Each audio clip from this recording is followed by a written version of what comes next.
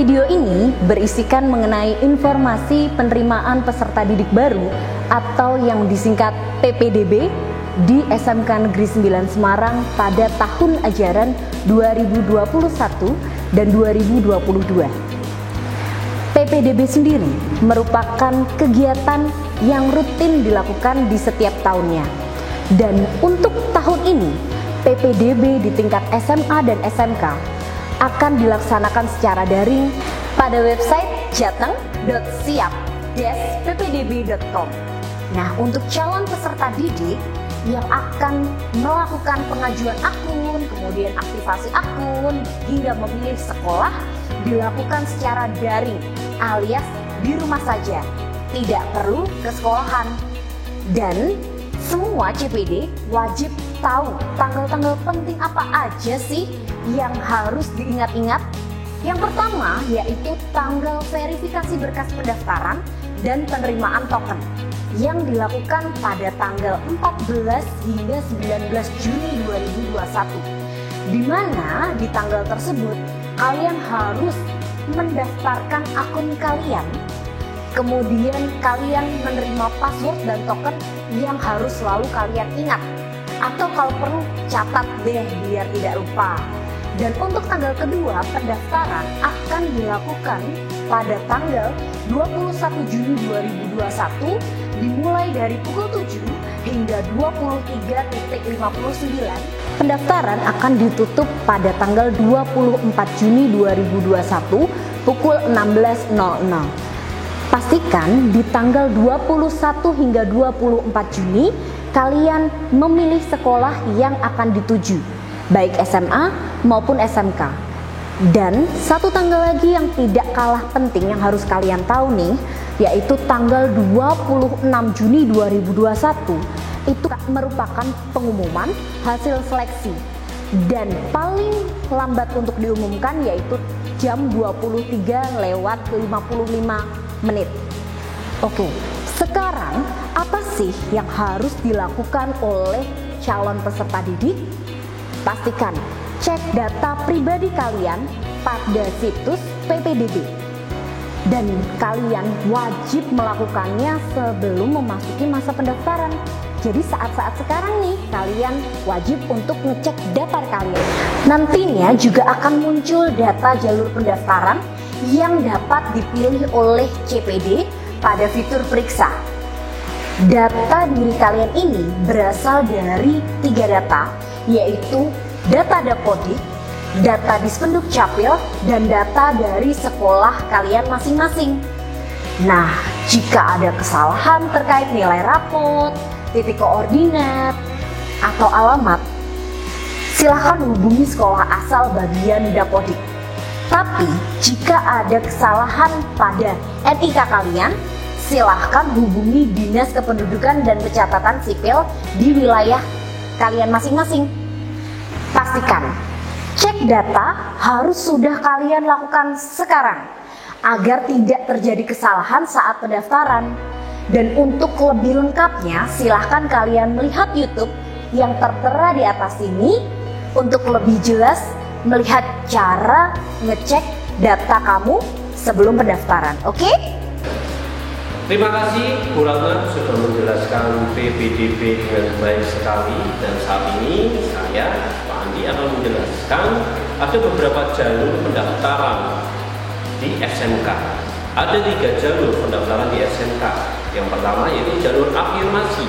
Jalur afirmasi itu adalah jalur calon peserta didik yang miskin atau anak panti asuhan, daya tampung sekolah memberikan kuota 15%, yang terdiri dari 5%-nya ditunjukkan oleh anak-anak dari petugas kesehatan yang menangani secara langsung COVID-19, dan untuk 10%-nya untuk yang tadi sudah disebutkan, yang menunjukkan kartu KIP, kartu Indonesia Pintar, dan sebagainya, yang dimana golongan siswa yang tidak mampu. Itu adalah jalur afirmasi. Jadi jalur afirmasi 15% dibagi menjadi 10% untuk dari anak-anak yang tidak mampu, dan juga panti asuhan seperti itu yang 5%, untuk tenaga kesehatan. Dan jalur yang kedua yaitu jalur pembinaan atau bina lingkungan atau zonasi. 10% untuk daya tampung di sekolah untuk zonasi seperti itu. Nanti kalian bisa lihat di web yang sudah disampaikan oleh Bu Ratna tadi. Itu lingkungan sekolah, ya, zonasi lingkungan sekolah di mana kalian akan mendaftar. Itu jalur bina lingkungan atau jalur zonasi. Dan untuk jalur yang ketiga yaitu seleksi prestasi.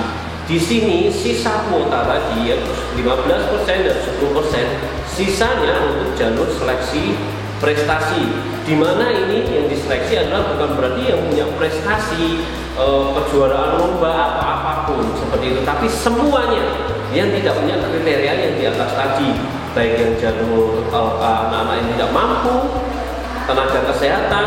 Nah, ini semuanya sisanya boleh mendaftar di sini. Yang punya raport dan sebagainya bisa mendaftar langsung melalui web yang sudah tadi dijelaskan oleh Bu Ratna.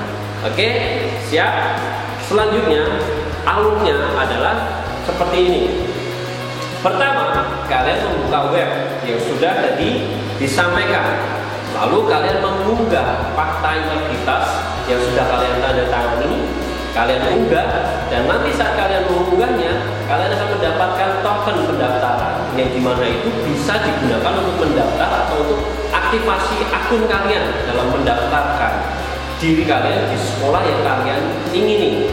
Dan selanjutnya setelah itu aktif akunnya, kalian bisa menggunakan atau membuat email untuk masuk ke PPDB tadi, dan jangan lupa passwordnya, ya, jangan lupa passwordnya.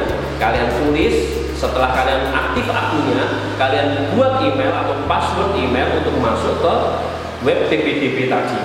Setelah itu baru kalian memilih jalur pendaftaran atau kalian memilih pendaftaran jurusan yang kalian inginkan, dan setelah itu kalian bisa melihat jurnalnya. Ingat, ada dua jenis jalur. Yang pertama yang sudah terdaftar nama atau nomornya, yaitu yang lulus tahun ini, yang lulus tahun 2020-2021. Itu yang bisa nanti melihat datanya di web. Nanti kalian bisa cek.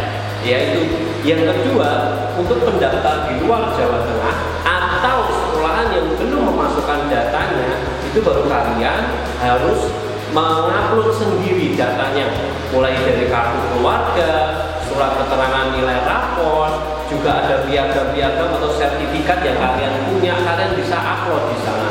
Dan kalau kalian ingin jalur afirmasi, bukti tanda kepemilikan kartu Indonesia Pintar, itu bisa kamu uploadkan di sana. Dan yang terakhir, surat fakta integritas, itu syaratnya untuk kalian nanti seperti yang pertama tadi, untuk membuat akun pendaftaran. Ingat ya, ada dua jalur. Yang pertama, jalur yang ada di Jawa Tengah yang lulus tahun ini, ya. Kalau lulus tahun kemarin tidak bisa, yang lulus tahun ini. Dan yang namanya nanti sudah terdaftar di situ akan ada keterangan yang lebih lanjut di sana. Oke, yang kedua yang di luar Jawa Tengah, misal dari luar Jawa Tengah, dari Jawa Timur, Jawa Barat, mau daftar di sini harus upload mandiri.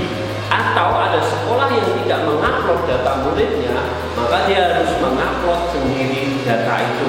Langkah-langkahnya seperti yang sudah saya sampaikan yang pertama tadi, dan bedanya adalah yang mengupload data sendiri. Siapkan kakaknya, siapkan nilai raportnya, siapkan piagam kalau punya, bukti kepemilikan KIP kalau punya, dan surat keterangan lain yang diperlukan. Dan yang terakhir adalah fakta integritas. Oke, semoga kalian jelas. Selamat mencoba dan semoga kalian diterima di sekolah impian kalian. Semua SMK bisa.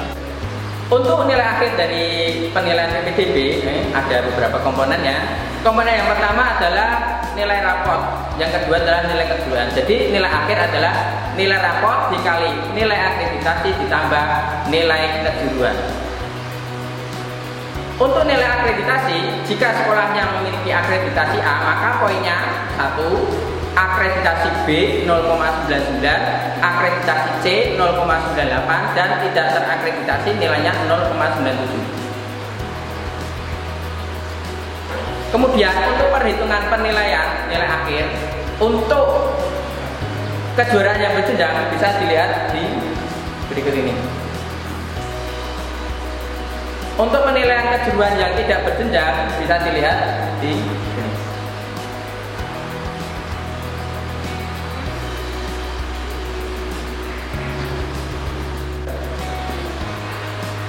Oke, saya akan menjelaskan tentang estimasi perhitungan nilai dari akhir dari penerimaan PPDB. Yang pertama adalah formulasinya dulu. Nilai akhir sama dengan nilai rapor dikali akreditasi ditambah nilai kejuaraan. Misalnya, seorang siswa memiliki nilai rapor 32 dan tidak memiliki kejuaraan, maka perhitungannya adalah jika sekolahnya memiliki akreditasi A, maka nilai rapor 32 dikalikan 1 ditambahkan 0 sama dengan nilai akhirnya 32.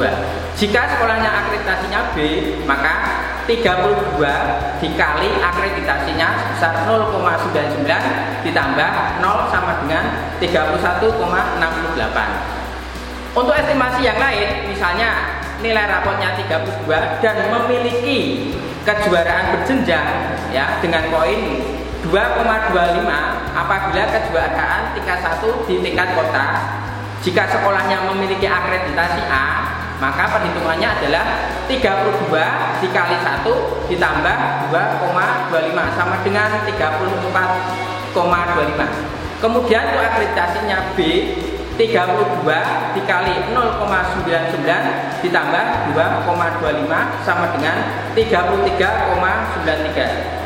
Kemudian jika ya nilai rapor 32 dan memiliki kejuaraan tidak berjenjang ya dengan poin 0,75 ya juara 1 tingkat kota, maka perhitungannya adalah jika akreditasinya A, maka 32 dikali 1 ditambah 0,75 sama dengan 32,75. Untuk akreditasi B, 32 dikali 0,99 ditambah 0,75 sama dengan 32,43. Setelah melakukan proses pendaftaran, proses pengumuman dan hasil akhir, maka dokumen yang diperlukan untuk daftar ulang sebagai berikut.